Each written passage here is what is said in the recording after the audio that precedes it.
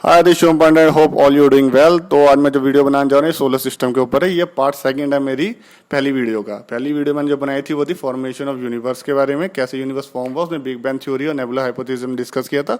ये उसी का सेकंड पार्ट है। तो इसमें हम पढ़ेंगे सिर्फ सोलर सिस्टम के बारे में, अलग अलग प्लैनेट के बारे में और अलग अलग जो भी टर्म होते हैं प्लैनेट के अंदर। तो इसमें आपको दिख रहा होगा कि ये बीच में एक सन है और अलग अलग प्लैनेट इसके आसपास घूम रहे हैं। तो आपको यहाँ पे दो चीज़ें मेन समझनी पड़ेगी। दो चीज़ें होती हैं, एक होती है रोटेशन, एक होती है रेवोल्यूशन।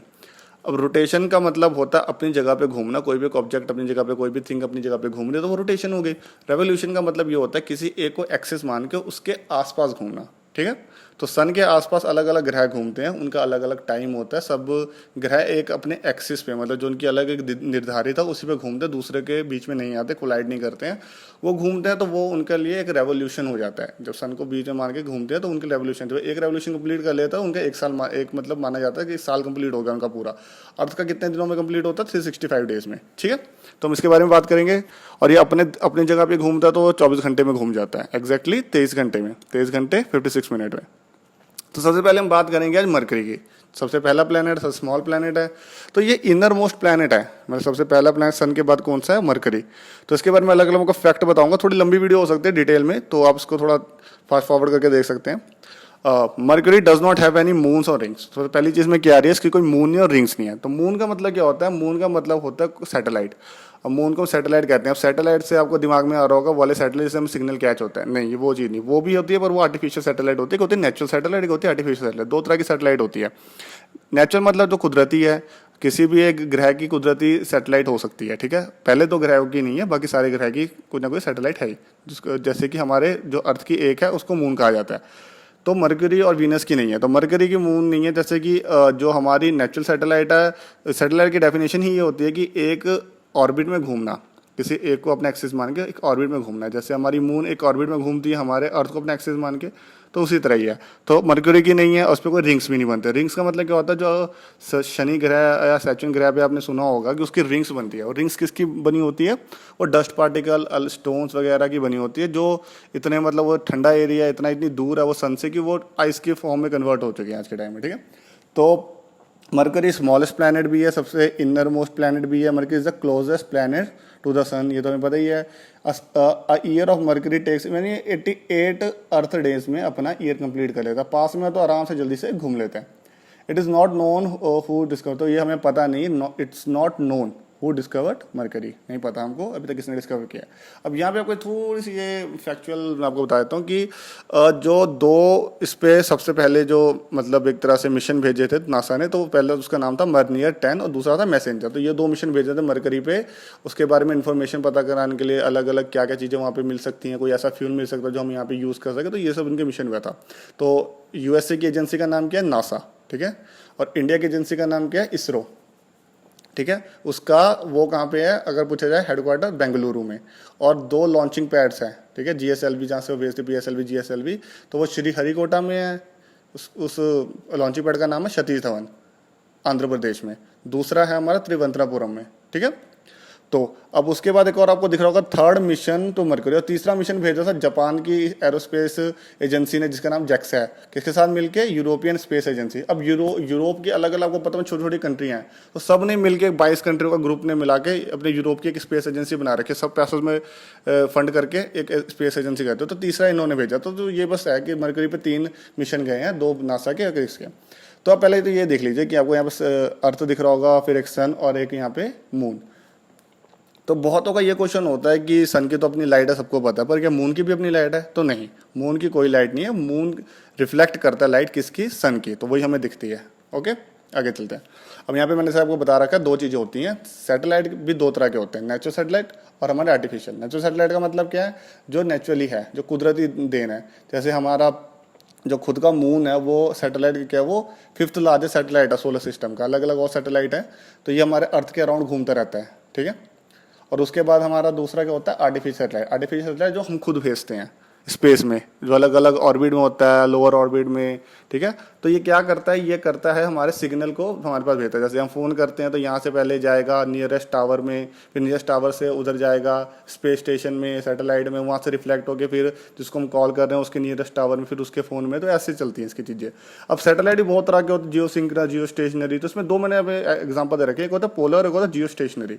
पोलर में क्या होता है, पोल टू पोल घूमता है, north to south, north to south घूम के अलग अलग इन्फॉर्मेशन सब कुछ देगा। इससे सब बहुत चीज़ें मिलती हैं हमें, सिग्नल मिलता है केबल वगैरह का, डिश वगैरह का, फिर हमारे फ़ोन वगैरह चलते हैं, अलग अलग सैटेलाइट टीवी चलते हैं, फिर ये वॉल्केनोज जो अलग अलग आपके वो आते हैं तूफान वगैरह, उनकी जानकारी दे, तो बहुत इनके फ़ायदे होते हैं। और जियो स्टेशनरी ये होता है कि ये एक जगह अपनी एक्सेस, मतलब एक जगह पर फोकस करके जैसे जो हमारा अर्थ घूम रहा था उसी की तरह घूमता हुआ अलग अलग इन्फॉर्मेशन देता है। तो जिस भी देश ने छोड़ा था उसका ये साथ घूमता है। जैसे इंडिया ने अगर ये छोड़ा हुआ तो इंडिया को ये फोकस रख के उसके आसपास घूमेगा, जियो स्टेशनरी। दूसरा हमारा प्लैनेट हो जाता है वीनस, ठीक है। वीनस बहुत है, ब्राइटेस्ट है, क्या है क्या नहीं पढ़ते हैं इसके फैक्टिव। Venus does not have any moon on इन, सबको बताया दो प्लैनेट है, पहला मरकरी, दूसरा वीनस, इसके नहीं है। फिर वीनस में ये माना जाता है आयरन को, रॉकी मेंटल और सिलिकेट क्रस्ट है यहाँ पे, तो ये चीज़ें हैं। अब वीनस बहुत ही हॉटेस्ट प्लैनेट है, मरकरी सबसे पास होते हुए भी सबसे हॉटेस्ट नहीं। तो इसलिए क्वेश्चन पूछ लिया जाता है कि सबसे हॉटेस्ट प्लैनेट कौन है सोलर सिस्टम का, तो वीनस हो जाएगा। देखिए यहाँ पे कितना डिग्री है, 471 डिग्री यहाँ पे, मतलब 4+470 डिग्री से ऊपर यहाँ पे टेम्परेचर चल जाता है। अब ये पूछते हैं यहाँ पे इतना टेम्परेचर हो कैसे जाता है, तो यहाँ पे कार्बन डाइऑक्साइड और अदर गैसेस की एक थिन लेयर है जो उसके एटमोसफेयर में है। तो जो भी सन से हीट आती है उसको ये ट्रैप कर लेता है और इतना उसको मतलब एक तरह से गर्म बना देता है कि वहाँ पे ह्यूमन लाइफ सर्वाइव ही नहीं है। तो उसके बाद यहाँ पे अलग अलग चीज़ें से बता रखी है कि ये इसकी एक चीज़ और याद रखना कि ये जो घूमता है अपनी जगह पे रोटेट करता है, जिसका पूरा दिन होता है वो इसके साल से भी बड़ा होता है। मतलब ये सन के अराउंड उससे पहले घूम जाता है 225 डेज में, पर अपने जगह पे घूमने में ये 243 डेज लगा देता है। तो यहाँ पे जा सकते हैं आप, अगर आपको ज़्यादा सोने का शौक है तो रात लंबी होगी। तो उसके बाद यहाँ पे दो चीज़ें और, अब यह इससे थोड़ी सी कहानी ले, इसके बारे में पढ़ रहा था तो बहुत, मतलब मैं बहुत पहले पढ़ रहा था तो मुझे याद है इसका कि रशिया इसके पीछे पागल था एक टाइम पे। रशिया कहता कि हम यहाँ पे लाइफ कैसे कैसे पॉसिबल, कुछ ना कुछ हमें पता कर ही लेंगे। तो उसने 10-15 यहाँ पे 10 टोटल 10 मिशन भेजे थे, यहाँ तो मुझे याद है 10 मिशन भेजे थे उसने यहाँ पे लाइफ के बारे में पता करने के लिए। और यूएसए ने 1-2 मिशन भेज के वो थक गया, वो कहता नहीं यहाँ पे लाइफ पॉसिबल हो नहीं सकती, एटमॉस्फेयर ही ऐसा है मैम यहाँ पे। तो वो अनमैन्ड वहाँ पे उस प्रॉब्स भेजते थे। अनमैन्ड मतलब कि जैसे कि यहाँ पे हमने भेजा था अभी मून के उसके ऊपर, तो उन्होंने भेजा वहाँ पे सामान अपना चीज़, तो जो कुछ दिनों वो टूट जाता था, टूटेगा या वहाँ पे कंडीशन ही ऐसे है। तो ये चीज़ें हैं इसके, थोड़ा ये इतना वो नहीं है। तो उसके बाद अर्थ के बारे में तो ज़्यादा वो क्वेश्चन नहीं पूछता। तो अर्थ के बारे में सब थोड़ी बहुत फैक्चुअल जानने का ये लिख लीजिए कि अर्थ का जो मैग्नेटिक फील्ड है वो क्यों है, वो निकल और आयरन के कोर से है। बाकी कभी एक टाइम पे अर्थ को सेंटर माना जाता था हमारे सोलर सिस्टम का और यूनिवर्स का, सॉरी। तो वो किस लिए माना जाता है, उसकी एक थोड़ी सी है कहानी की, रोटेशन उसकी ऐसी है, थोड़ा सन के साथ ही मेल खाता है, तो एक तरह से वो माना जाता है। तो वो तो मतलब मानी नहीं थी, तो मैं बताऊंगा ज़्यादा। दिस ओनली वन और नेचुरल सैटेलाइट, तो हमारे पास एक ही सैटेलाइट जो कि नेचुरल सैटेलाइट है। नेचुरल सैटेलाइट में सिर्फ एक, ऐसे तो हमने बहुत सारे बना लिए, तो उसका नाम ने क्या रखा है, मून, चंदा मामा। अर्थ है the only planet not named after God. तो ये भी एक क्वेश्चन है, चलिए हल्का सा समझ ही लीजिए कि अब सारे जो भी प्लैनेट पहले दिखते थे तो वो उनको ही दिखते थे, मतलब रोम वगैरह जो रिसर्च वगैरह करते, गैलीलियो वगैरह, तो उन्होंने भगवान और भगवान के नाम पे रख दिया, गॉड एंड गॉडेस के नाम पे रख दिया। किसी का नाम क्या रखा है, कोई गॉड ऑफ वॉर है, कोई के है, कोई वो है, पर अर्थ को किसी का नाम नहीं दिया, किसी भगवान के नाम के ऊपर अर्थ को नहीं रखा। Earth is the densest planet, ये सबको सुनो, densest planet in the solar system, सबसे घनत्व वाला प्लैनेट है, ठीक है, सबसे ज़्यादा। और सबसे कम वाला कौन है वो मैं आगे चल के आपको बताऊंगा, शनि ग्रह है। उसके बाद देख लीजिए, अर्थ देख लीजिए। उसके बाद आपको ये प्लैनेट दिख रहा होगा बड़ा प्यारा सा, ठीक है, मंगल। इस प्लैनेट से क्वेश्चन बनता है कि हमारे 2000 के नोट पे क्या है, तो बताना 2000 के नोट पे किसकी पिक्चर है। तो ये आपको रेड कलर का दिख रहा होगा, इसका नाम है मार्स, मंगल ग्रह। तो मंगल ग्रह पे क्या तो कहते हैं आपको, ये सबसे पहला क्वेश्चन भी मतलब बहुत फेवरेट है, पूछ लेता है रेड कलर का क्यों दिखता है। तो ये माना जाता है कि वहाँ पे आयरन ऑक्साइड की डस्ट है, तो इस करके रेड प्रतीत होता है। आपको पता है आयरन थोड़ा रेड से कलर में होता है। और उसके बाद इसमें थोड़े बहुत क्वेश्चन आते हैं यहाँ पे कि यहाँ पे डस्ट के स्टॉर्म वगैरह आते रहते हैं, तो बहुत से महीनों तक यहाँ पे ये होता है। तो ये इतना कोई इंपॉर्टेंट क्वेश्चन नहीं है। ऑन मार्स का, मार्स पे आप चले जाए तो जो आपका सन है वो आधा दिखेगा जितना आपको यहाँ पे दिख रहा है अर्थ पे। और इस वक्त किसके नाम पे ये बड़ा है, तो मैंने को पता है गॉड के नाम पे पड़ा है। तो ये रोमन गॉड के नाम पे पड़ा है, जो वॉर में बड़ा फेमस है, रोमन गॉड ऑफ वॉर, उनके नाम पे ये इसका नाम पड़ा मार्स। उसके बाद यहाँ पे थोड़े साइन मिले हैं वाटर के, पर वो आइस की फॉर्म में मौजूद है, ठीक है। वो मैं आपको बताऊंगा क्यों, क्योंकि ये गोल्डी लॉक जोन के अंदर आता है, थोड़ा सा दूर है इसलिए थोड़ा ठंडा है।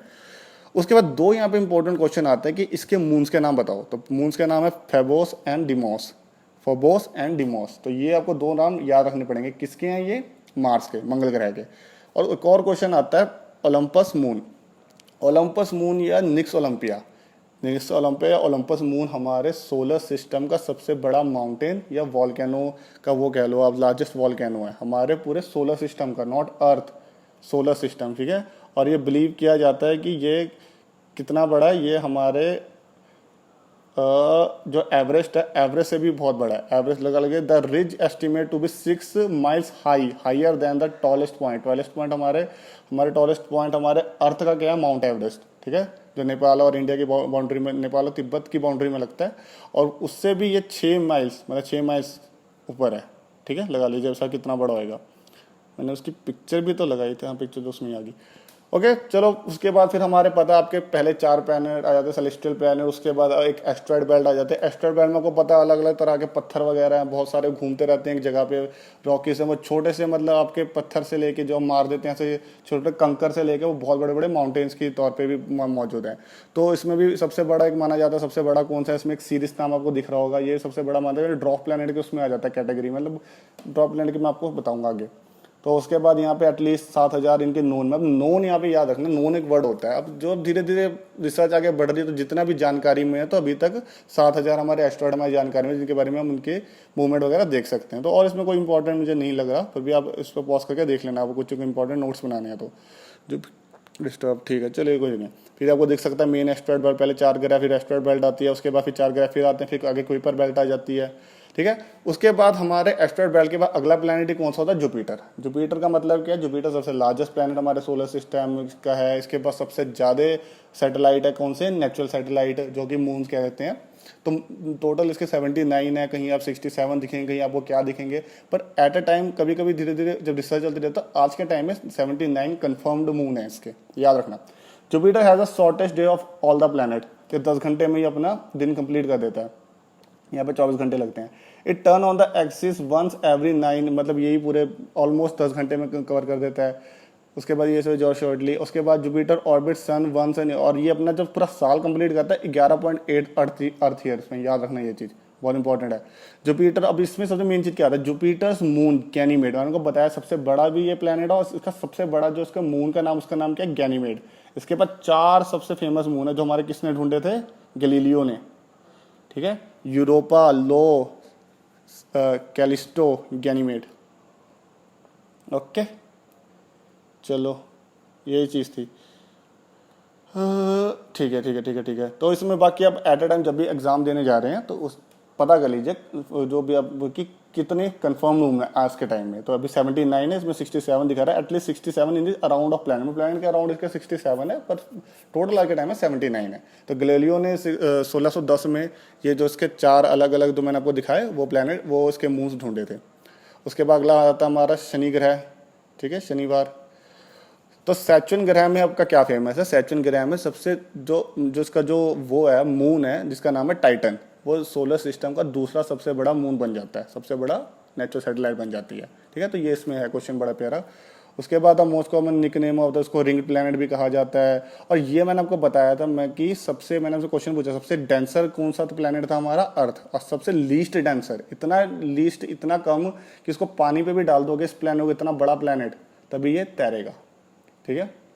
तो ये है इसमें, ये सेकंड लार्जेस्ट प्लैनेट हमारे सोलर सिस्टम का, याद रखना। और इसका जो वो है, क्या कहते हैं, नेचुरल सैटेलाइट टाइटन, वो भी सेकंड लार्जेस्ट सैटेलाइट है, तब भी ये इतना हल्का है, मतलब इतना ये लीस्ट आंसर में हल्का है कि ये पानी के ऊपर तैरता है, ये भी है, ठीक है। और देखिए ये भी हुई है बात कि जो 5 प्लैनेट थे, जो आपके पहले मरकरी, वीनस, फिर अर्थ को छोड़ दीजिए, मार्स, जुपिटर एंड सैटर्न, ये आपकी नंगी आंख में नेकेड आई से भी देखे जा सकते थे। पर ये मतलब जब पहले ऑब्जर्वेशन करते थे, गैलीलियो वगैरह ये सब ऑब्जर्वेशन करने उसका बहुत टाइम होता था, और वो ना मूवमेंट को बहुत अच्छे से कैप्चर करते थे। तो आज के टाइम आपको नेक्ड आइस में नहीं दिखेंगे, क्योंकि पोल्यूशन भी बहुत है, और दूसरा कि मूवमेंट को एक तरह से रखना, ऑब्जर्व करना थोड़ा सा मुश्किल है। तो इसके लिए काफ़ी ऐप वगैरह हैं, जाके आपकी साइड पे देख सकते हैं, तो वो सब चीज़ें जो अलग बात है। उसके बाद एक बहुत इंटरेस्टिंग यहाँ पे आ जाता है यूरेनस। मेरे हिसाब से बड़ा एक इंटरेस्टिंग है, क्योंकि मैं होता तो बहुत क्वेश्चन आता। और यूरेनस में बहुत तरह के रिंग है, मतलब छोटे छोटे से रिंग है। टोटल कितने? 13 रिंग्स हैं। और छोटे छोटे दिखते नहीं, बस के बारे में हमें रिंग प्लैनेट्स नाम किया जाता था सैचुरन। इसके छोटे से रिंग जैसे आपको दिख रहे होंगे, इनर 2 पार्ट में डिवाइड किए हैं। पहले जो इनर पार्ट है उसमें 11 है, बाकी 2 जो आपके आउटर पार्ट में है। तो ये चीज़ें मानी जाती है। अब इसके बारे में बहुत लंबा मैं लिखने लगता है, आपको थोड़ी बोरिंग लगेगी, पर मैं जो बता रहा हूँ वो याद रखना कि इसमें क्या तो होता है 27 नोन मून्स हैं, लिखा नहीं क्या, 27 नोन मून्स है। और इसको डिस्कवर करने वाला मेन बंदा पूछा जाता है विलियम हर्शल, 1781 में किया था इसने, ठीक है। बाकी तो ये मैं आपको बता ही देता हूँ, 17 घंटे में कवर कर लेता है, ये कुछ ज़्यादा इंपॉर्टेंट नहीं है। फिर 84 डेज में इसको 84 अर्थ ईयर्स लगते हैं, इसको पूरा रेवोल्यूशन बहुत लंबा है। और ये जो आखिरी के 2 प्लैनेट है यूरेनस और नेपच्यून, याद रखना है, इनको आइस जाइंट कहा जाता है। अभी बहुत दूर है, जितना ये अर्थ से दूर होते जाएंगे ठंडे होते जाएंगे, तो यहाँ पे बिल्कुल भी संभव ही नहीं है, यहाँ पे तो आइस बन जाते हैं। मतलब सब चीज़ें यहाँ की जो चीज़ें भी हैं, आसपास का एरिया भी जहाँ के डस्ट पार्टिकल भी घूम रहे हैं, वो भी आइस की फॉर्म में है। तो ये चीज़ें हैं, इसको ग्रीन प्लैनेट भी कहा जाता है। और कोई टेम्परेचर देख लीजिए 200 -224 चले जाता है। Uranus have 2 set of very thin dark coloured rings, ठीक है, जिसमें आपका क्या रखा है कि there are 11 inner rings and 2 outer, total 13 बन जाते हैं। उसके बाद यहाँ पे एक और चीज़ आती है, डिस्कवर्ड इन हबल टेलीस्कोप। जो हबल टेलीस्कोप मैंने पिछली वीडियो में आपको बताया था, दिखा देता हूँ, इस वीडियो में मैंने दिखाया। हबल टेलीस्कोप जो है, जो नासा ने फेंकी हुई है वहाँ पे आपके आउटर स्पेस में, तो ये कैप्चर करती है, ये सब कुछ इसने कैप्चर किया हुआ है। इसके रिंग्स वगैरह कैप्चर किए थे डिटेल से, अच्छे से मैग्नीफाई करके। तो अब ये चीज़ याद रखने का। और इससे मेरे को बात याद आ गई, जो पाकिस्तान के आपके पता नहीं कौन से फवाद करके कुछ हैं, वहाँ के जो स्पेस एजेंसी, स्पेस के जो हेड हैं, वो कहते हैं हब्बल हमने भेजी हुई है पाकिस्तान वालों को। तो मैं क्या ही बोलूँ। तो उसके बाद देख लीजिए यहाँ पर, ये हम यूरेनस बता दें ना आपको। तो उसके बाद अब थोड़ी यहाँ पे देख लीजिए, अब यहाँ पे मैंने आपको टिल्ट दिखाया, मैंने यहाँ पे आपको ऊपर जैसे दिख रहा होगा, ऊपर ये कितने डेज लेते हैं, पूरा एक साल, इनका जो पूरा साल रहता है पूरे रेवोल्यूशन करने में सन के लिए। 88, 24, 224, फिर 365 डेज, फिर 687, 11 years, 29 years, 84 years, 165 years Neptune. तो यहाँ पे जाने का बड़ा फ़ायदा मेरे ख्याल से, रात बड़ी लंबी होगी। उसके बाद यहाँ पे नीचे आपको दिख रहे होंगे, ये एक दिन में अपने घूमते हैं। अब यहाँ पे आपको टिल्ट दिख रहा होगा, पहला 2%, दूसरा 170 डिग्री ये टिल्ट है, ठीक है। टिल्ट मतलब ये झुकाव, अभी इतना झुकाव है कि इसकी रोटेशन ही चेंज होगी। याद रखना, 2 नाम आपको यहाँ पे दिख रहे होंगे, वीनस एंड यूरेनस, थोड़े सिमिलर से साउंड कर रहे हैं। यही एक लौते प्लैनेट जो ईस्ट टू वेस्ट रोटेट करते हैं, बाकी सारे प्लैनेट वेस्ट टू ईस्ट करते हैं, ठीक है। वेस्ट टू ईस्ट, पश्चिम से पूर्व, एंटी क्लॉकवाइज, काउंटर क्लॉकवाइज। बाकी जो ये 2 प्लैनेट है ये करते हैं क्लॉकवाइज, ठीक है। और जो यूरेनस वो इतना झुका हुआ 97 डिग्री में कि उसकी तो ऐसे होते हैं कि ये जब घूमता है तो एक पार्ट ही इसका सिर्फ सन फेस कर रहा होता है, दूसरा पार्ट तो फेस नहीं करता। अब लगा लीजिए 84 ईयर्स ये पूरा रेवोल्यूशन में टाइम लगाता है, तो 42 ईयर्स में इसका एक पार्ट सन फेस करता है, दूसरा पार्ट बिल्कुल अंधेरा। तो कैनेटिक है प्लैनेट। तो ये सब चीज़ें हैं इसमें, ज़्यादा इसको वो नहीं करते हम, बस अब देख लीजिए। उसके बाद आखिरी प्लैनेट की बात कर लेते हैं, थोड़ी सी और चीज़ें डिस्कस करेंगे। तो नेपच्यून हमारा आखिरी प्लैनेट हो जाता है, जो 8th नोन प्लैनेट है। उसके बाद ये इसको भी आइस जाइंट कहते हैं, जैसे मैं आपको बताया था कि आखिरी के 2 आइस जाइंट है, मतलब वो बहुत है। और इसमें जो मेन क्वेश्चन ज़्यादा बनता नहीं है, इसमें मेन क्वेश्चन यही बन जाता है, 14 इसके टोटल मून है, और इसके मून है एक लास्ट है ट्रिटॉन। ट्रिटॉन जो फ्रोजन है, जो बिल्कुल ही जमा हुआ है, बिल्कुल बर्फ के गोले की तरह घूम रहा है आपस। तो आपको दिख रहा होगा, एक बड़ा इंटरेस्टिंग है, ये आप पॉज करके इसके बारे में पढ़ सकते हैं। तो और इसके बारे में कोई इंटरेस्टिंग चीज़ नहीं है, जो क्वेश्चन मैंने कुछ देखा नहीं इसके बारे में ज़्यादा। अब ये भाई साहब है हमारे गैलीलियो। तो इसके बारे में बड़ा मिसकॉन्सेप्शन है कि इन्होंने टेलीस्कोप का आविष्कार किया था। नहीं, इन्होंने टेलीस्कोप का आविष्कार किया, 3 बंदों ने मिलकर किया था। इन्होंने इसको अच्छे से यूज़ करना सिखा दिया कि हाँ कैसे तुम इसको यूज़ करके प्लैनेट वगैरह को देख सकते हो, अच्छे से यूज़ इन्होंने किया था, ठीक है। बाकी देख लेना, इनको फादर ऑफ मॉडर्न फिजिक्स भी कहा जाता है, father of the scientific method and father of the modern science. Astronomy में वर्ड आपको एस्ट्रोनॉमी भी दिख रहा होगा, इसके बारे में आगे स्लाइड लगे फिर डिटेल्स उसके बारे में बताऊंगा। Photograph of 1 Galileo telescope shown below, however the Galileo, जो इतना कोई खास नहीं है, बस सबको इतना पता चाहिए। अब देखिए यहाँ पे एक वर्ड आ रहा है यहाँ पे, हैबिचुअल जोन या गोल्डीलॉक जोन। अब ये क्या होते हैं? ये वो चीज़ होती है कि जैसे कि आपको यहाँ पे दिख रहा होगा, आगे वाले प्लैनेट सर के बहुत करीब है, वीनस और मरकरी। वहाँ पे तो भाई आप पानी, मतलब पानी, अब साइंटिफिक तौर पे कह लो यार, हमारे एक धर्म के तौर पे भी कह लो कि हम जैसे कहते हैं कि पानी बहुत इंपॉर्टेंट चीज़ है। पानी इसलिए इंपॉर्टेंट चीज़ है कि जहाँ पे पानी है आपको दिख रहा है तो वहाँ पे लाइफ है, लाइफ ऑफ सर्वाइवल है लोगों का। अगर जहाँ पे पानी नहीं है वहाँ पे सर्वाइवल नहीं है। अगर पानी नहीं है मतलब अगर वो इतना गर्म है कि पानी उड़ जा रहा है, अगर आप आगे जाओगे प्लैनेट लेकर टू हॉट, तो प्लैनेट पानी उड़ गया भाप बन के, पीछे जाओगे तो पानी जम जाएगा टू कोल्ड। तो ये चीज़ें हैं। तो जहाँ पे भी हम रह रहे हैं तो ये एक हैबिचुअल जोन है, और थोड़ा बहुत मार्स को माना जाता है। इसमें प्रॉपर हमारा अर्थ आता, तभी यहाँ पे लाइफ पॉसिबल है, पानी लिक्विड के फॉर्म में अवेलेबल है, आराम से आप सब कुछ कर रहे हैं काम। पानी से बहुत चीज़ें कर रहे हैं, पी भी रहे हैं, न्यूट्रिशन भी गेन हो रही है, प्लांट्स वगैरह को सब कुछ है यहाँ पे। तो इसलिए इसको हैबिचुअल जोन कहा जाता है, इसको गोल्डीलॉक्स जोन भी कहा जाता है, जहाँ पे ह्यूमन लाइफ पॉसिबल है। ठीक है, तो ये चीज़ें हैं इसमें, और कुछ ज़्यादा इंपॉर्टेंट नहीं है इसमें। बाकी एक प्लूटो की कहानी सुन लीजिए, बड़ी इंपॉर्टेंट। अब काफ़ी में से पूछते हैं कि प्लूटो क्यों हम बाहर निकाल दिया। प्लूटो पहले हमारे उसका पार्ट था, आपको पता ही है। अब प्लूटो को बाहर निकालने का ये सीन हुआ था कि इसके बाद कुइपर बेल्ट आ जाती है कि प्लूटो एक आपको यहाँ पे दिख रहा होगा AIAU, इंटरनेशनल एस्ट्रोनॉमिकल यूनियन। अब ये कौन है? अब ये अब देख लीजिए, जितने भी वो ग्रीन पार्ट आपको दिख रहा है, इंडिया भी इसका पार्ट है, तो ये सब ना इनकी बात मानते हैं और मेंबर हैं इंटरनेशनल एस्ट्रोनॉमिकल यूनियन के।